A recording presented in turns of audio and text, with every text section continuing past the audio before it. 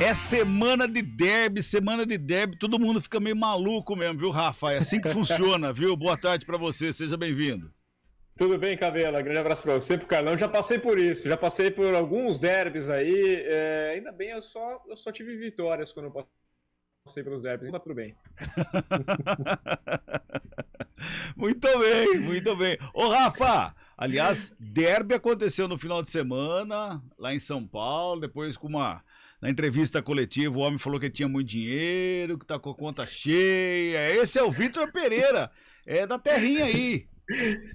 Pois é até engraçado, viu, Cabela? Porque a gente, lógico, acompanhando tudo, né, assistindo e vendo as entrevistas, vendo a polêmica, mas eu morando aqui em Portugal há quase 2 anos, eu já me acostumei, é meio que o jeito daqui, viu? Não tem um pouquinho muito do que se fala do Vitor Pereira, do quão pesado ele falou, da resposta dele, é um pouco comum por aqui, tá? Tanto é que aqui em casa mesmo, o Vitor falou isso, o pessoal falou assim, português, né? A gente sabe mais ou menos como é que funciona, é o estilo. Inclusive os relatos de bastidores que ele teria um relacionamento mais complicado com alguns jogadores, porque as respostas deles são mais ríspidas, é o jeito daqui, tá? Não tem problema nenhum. Eu tive aula com o Rui Quinta, que foi auxiliar dele no Porto, é a mesma figura. Na aula, você falava alguma coisa, você espera aquela resenha, aquela conversa, é direto, é seco e não tem muito papo, não. Você vai se acostumando. Como a gente costuma dizer, né? Curto e grosso, viu, Carlão? Mas você sabe, Rafa, boa tarde.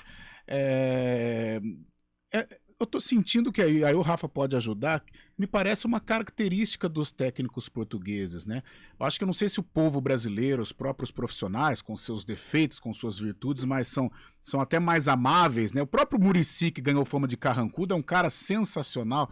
Mas a gente percebe, não só no Vitor, o Abel tem seus momentos malucos, o Vitor Pereira no Flamengo parecia ser um treinador muito frio, assim, Paulo Souza. aquela coisa de Paulo Souza, aquela coisa de relacionamento, sabe? Aquele tete a tete, aquele do Santos Gesualdo também, meio bravão, ele era mais ainda, né? Meio estranho, então eu acho que deve ser uma característica dos treinadores portugueses, muito competentes, mas não sei se a gente é acostumado assim com treinadores que faz aquela resenha, que bate aquele papo, tem também, né, os caras fechados, mas me parece uma característica, Rafa.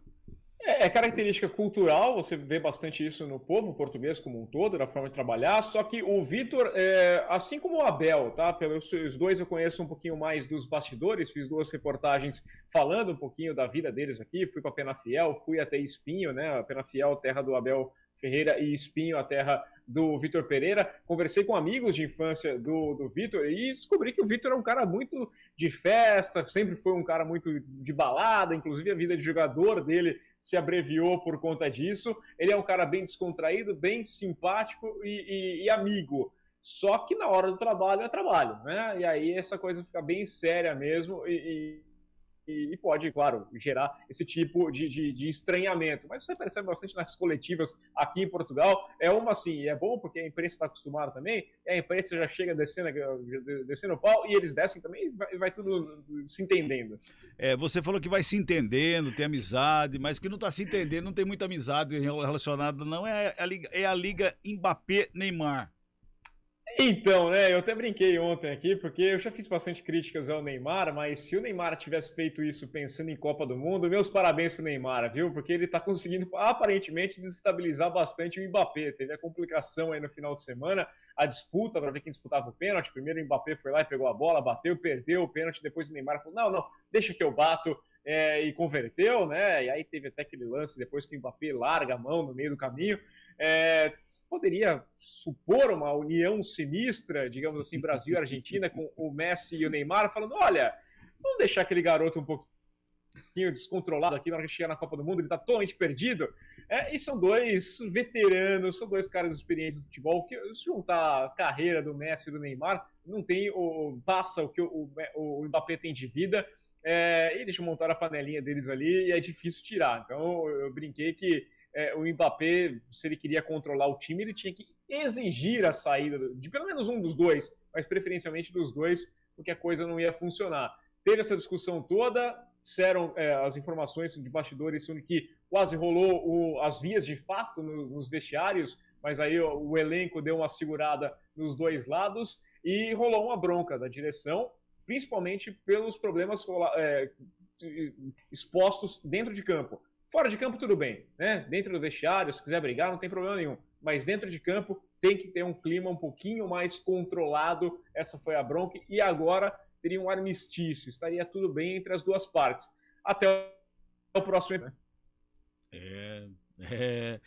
Se o artifício for pensando em Copa do Mundo... É uma ótima estratégia. É uma estratégia muito boa, viu? Mas falando... É bem-vindo. Alugou um apartamento.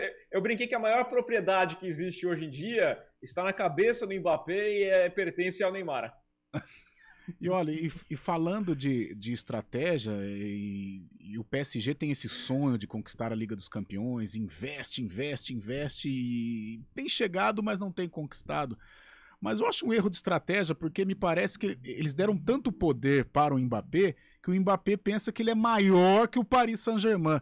E é um costume, no Brasil acontece isso também, mas é um costume do jogador, o superstar, pode ser qualquer superstar, mas ele nunca vai ser maior que um clube de futebol. E o Mbappé parece que está sentindo que ele é maior que o PSG, né? Então, e teria sido o mesmo erro da chegada do Neymar, né? Também, o Neymar, também. no momento que ele chega, foi dado todo, ele manda no time, aí ele arrumou briga com o Cavani, rolou aquela confusão toda, no momento que ele perde o brilho, o Mbappé passa a ser esse cara, mas aí o Mbappé supera o Neymar e ganha esse poder e tenta fazer as coisas do jeito dele. Falta um pouquinho, vou dar opinião aqui, é claro, né, de direção. Se você tiver um diretor, se você tiver um treinador que chega e fala assim, quem manda aqui sou eu e pronto, acabou, aí não tem papo, né?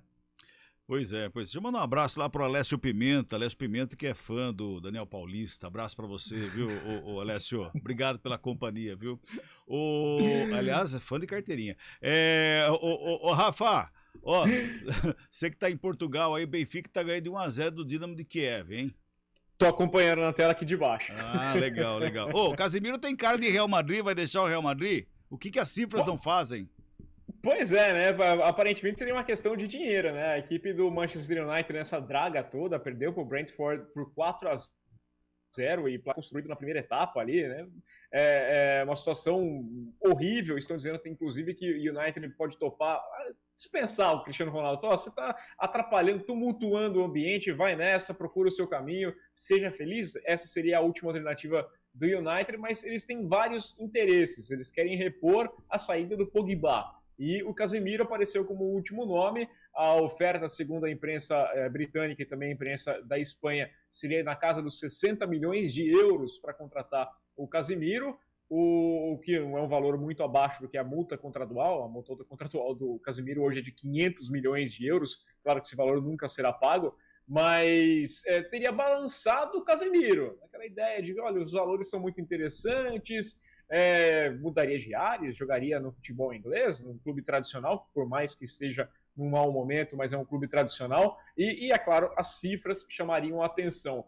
Qual a idade o Casemiro dele? tem 30 anos, 30 anos, e é considerado uma peça fundamental ali pelo Ancelotti, que não tem a menor pretensão de negociar o jogador, quer contar com o Casemiro para a temporada, é um jogador importante na equipe do Real Madrid neste momento, mas se os valores mexerem bastante com a cabeça do Casemiro, não dá para descartar essa possibilidade. Se eu sou o Casemiro eu acho que eu vi um tweet muito interessante ontem, falou assim, ó, nenhum jogador em boa fase e bem empresariado neste momento escolhe jogar na equipe do Manchester United.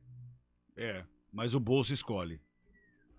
E com 30 anos, eu acho que pesa. Convenhamos que o Casemiro talvez, eu não sei se ele esteja precisando tanto assim, eu acho que ele ganhou alguma coisa na carreira dele, um dinheirinho interessante, claro, vem aquele dinheiro a mais, não sou eu para julgar ninguém pelo bolso do outro, mas Real Madrid, campeão da Champions League, né, vai brigar de novo, vai tentar disputar contra o Manchester United, né? Pois é. Draga toda. 5 vezes campeão da Champions pelo Real Madrid. Exatamente, só 5 títulos só 5 títulos. Agora, se o Cristiano Ronaldo for ficar lá, de repente o Casemiro fazia uma dupla novamente com o Cristiano Ronaldo, né?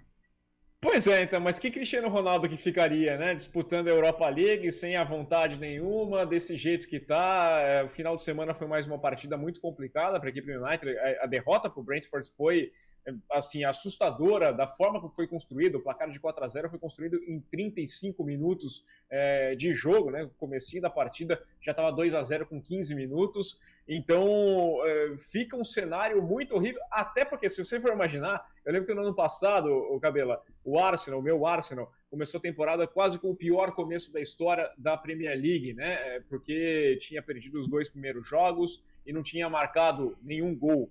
A equipe do United marcou um gol contra, é o único gol que marcou até agora. Na próxima segunda-feira, o United recebe o Liverpool em sua casa. O Liverpool que vive um mau momento também, né? Não venceu ainda, mas o mau momento do Liverpool ainda é muito superior à equipe do United. Rafa, 4h35, já estouramos o tempo, o Bolacha tá dando pirueta ali no estúdio, na técnica ali. Um abraço, até semana que vem. Grande abraço e até a próxima. Vamos pro intervalo, a gente volta já.